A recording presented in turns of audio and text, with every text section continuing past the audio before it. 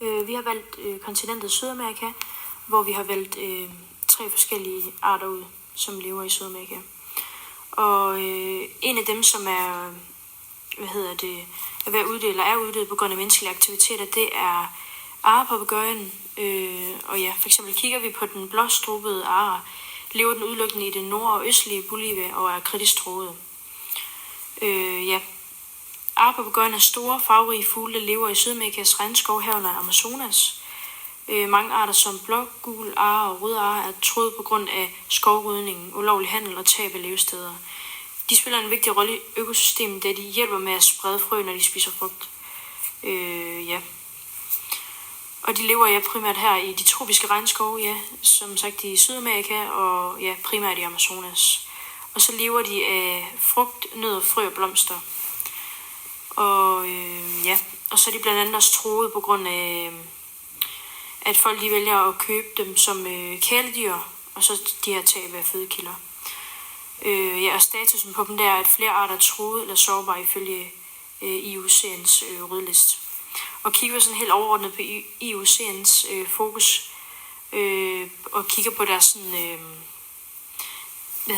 hvilke faktorer de baserer artens bevaringsstatus på, så er det, at de kigger på bestandsstørrelse, udbredelsesområde og bestanden, levestedstab, trusler, reproduktionsevne og økologisk rolle. Og kigger så bare sådan helt overordnet på Amazonas økosystem, så er Amazonas verdens største regnskov og et af de mest biodiverse områder på planeten. Det strækker sig over 9 lande i Sydamerika og hjem fra millioner plante- og dyrearter. Og sådan årsagen til den høje biodiversitet, det er primært klimaet, som en af tingene, fordi det ligesom er varmt og fugtigt året rundt, hvilket skaber et ideelt forhold for liv. Hvis vi kigger på kompleksiteten, så er der mange lag, altså trætoppe, mellemtræer og bundlag, som ligesom giver de her forskellige arter levesteder for sådan alle mulige forskellige arter. Og så regnskoven har eksisteret i millioner af år, hvilket har givet de her arter tid til ligesom at udvikle sig.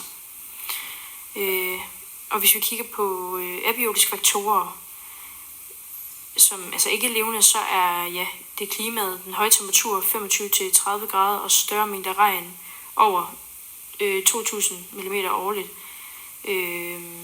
som ligesom spiller en rolle, og så jorden, fordi den er næringsfattig, da næringsstoffer hurtigt optages af planter. Og så er der selvfølgelig vand, fordi der er floder og vandløb, som ligesom Amazonasfloden, der ligesom sikrer liv og transporten af næringsstoffer. Og så hvis vi kigger på de biotiske faktorer, altså de levende, så er det ligesom planter, og det er gigantiske træer, som kabuktræet og lianer, som forbinder skovens lag. Og kigger vi sådan ligesom på dyr, så er arepapegøjen en af de vigtige, og jaguarer, dovendyr og myrer spiller også vigtige roller. Og svampe og bakterier nedbryder dødt organisk materiale og genbruger ligesom de her næringsstoffer.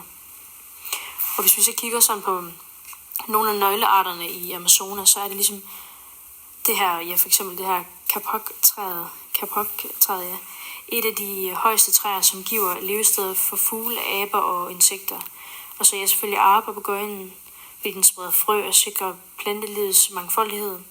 Og så selvfølgelig jaguaren også, fordi det er toprovdyr, som hjælper med at holde bestanden af planteæder i balance.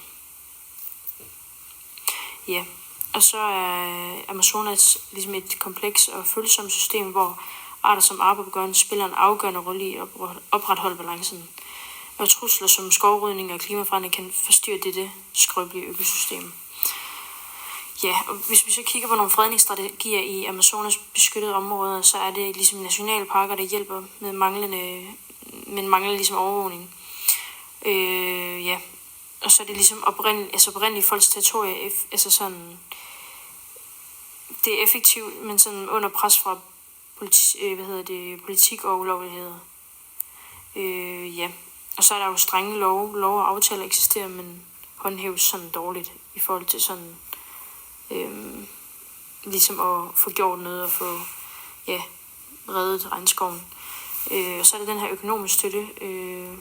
Programmer som REDD Plus hjælper, men kræver stabil styring.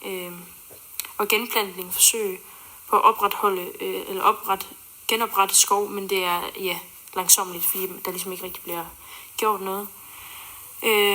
Og der er nogle fremskridt, men ulovlig skovhugning og politisk udfordring truer indsatsen.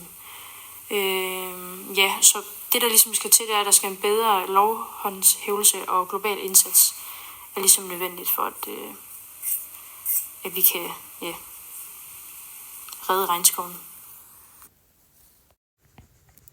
En anden art, vi har valgt, det er kejsertamarinen, som er en art, hvor at fredningstiltag har medført, at arten er i bedring. Og kejsertamarinen er en lille abeart, som kan karakteriseres ved, at den har noget, der ligner et slags overskæg. Og den er ikke lige så truet som de andre tamarinarter, men den står stadig over for nogle meget sådan afgørende udfordringer. En af de største trusler er ødelæggelsen af deres habitat, som det vil sige, at der bliver fældet en masse store mængder af regnskov, som særligt i Amazonas, hvor at det ligesom skal gavne landbrug og tømmer og minedrift, hvilket kraftigt reducerer deres naturlige omgivelser. Og når skovene bliver opdelt i mindre områder, så bliver disse tamarinarter, de bliver så isoleret i små grupper, hvilket så reducerer deres genetiske variation. Og det gør dem også sværere og mindre modstandsdygtige over for udfordringer i fremtiden. Og klimaforandringer, det skaber også problemer i forhold til vores tamariner. Det forstyrrer meget regnskovens balance og gør det sværere for tamarinerne at finde deres føde, som sådan noget frugt og smådyr. Og vi mennesker, vi påvirker altså også deres overlevelse. Nogle af de her tamariner, de bliver altså fanget ulovligt og solgt som kæledyr. Ellers så kan de også blive udnyttet til sådan noget turisme eller sådan noget i den stil. Og de her problemer, de udgør så tilsammen en meget alvorlig trussel for de her kejsertamariner og deres fremtid, især i de her områder, hvor menneskets påvirkning det er størst. En anden art, som vi har valgt, det er dovendyret, og ligesom den anden art, altså kejsertamarinen, der har vi altså en art, hvor at fredningstiltag også har medført, at arten er i bedring, og så oven i købet er den her art også i høj risiko for at dø. Dovendyret er truet af flere faktorer, især når det kommer til menneskelig aktivitet, ligesom jeg før havde nævnt ved kejsertamarinen. Ligesom ved kejsertamarinen, så udgør skovrydning altså også den største trussel for den her art. Vi ødelægger altså deres levesteder og fjerner deres føde, nøjagtigt ligesom ved kejsertamarinen. Og skovene bliver opdelt i mindre områder, og det resulterer dermed, at dovendyrene de bliver mere isoleret, og det gør altså også, at det er svært for dem at finde noget mad, noget føde, nogle partnere. Klimaforandringer har selvfølgelig også stor betydning for vores dovendyr, fordi at igen, ligesom ved kejsertamarinerne, så ødelægger klimaforandringerne økosystemet, og det gør det svært for dovendyrene at have de levestandarder, som de har der, fordi at der er så store svingninger i forhold til temperatur og nedbør, og det påvirker altså hele økosystemet derude og forværrer deres levevilkår. Og mennesker, vi udgør altså også en direkte trussel over for de her dovendyr, fordi at man fanger dem og bruger dem til turisme og så videre. Dovendyr, de får generelt ikke så mange unger, og det gør også, at det er svært for bestanden at vokse. Der er nogle arter, som pygmæ-dovendyret, som er i høj risiko for at uddø, meget på grund af det her med, at det er begrænset i forhold til deres udbredelse, og der er alvorlig habitatsudlæggelse. Og for andre arter, der lever i mere udbredte områder, der er risikoen altså lavere, men de er stadig meget sårbare, og især hvis skovrydningen ligesom fortsætter i samme tempo, som det gør nu. Zoologiske haver og botaniske haver, de gør altså også en indsats for at beskytte biodiversiteten. Og de fungerer som en slags sikkerhedsnet for truede arter, og de hjælper ligesom med at sikre deres overlevelse. Og det kan de gøre gennem avlsprogrammer og genopretning, især når det kommer til sådan deres naturlige levesteder, når de forsvinder.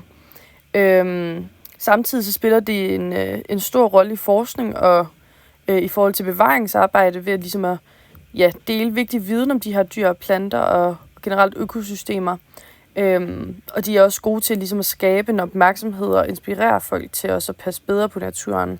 For eksempel så arbejder Randers Regnskov, som vi var ude at besøge, rigtig aktivt for at bevare truede arter for regnskoven. Og så arbejder de også på at give de besøgende en bedre sådan, forståelse af, hvordan regnskov de ligesom er vigtige, og de er så vigtige, som de er.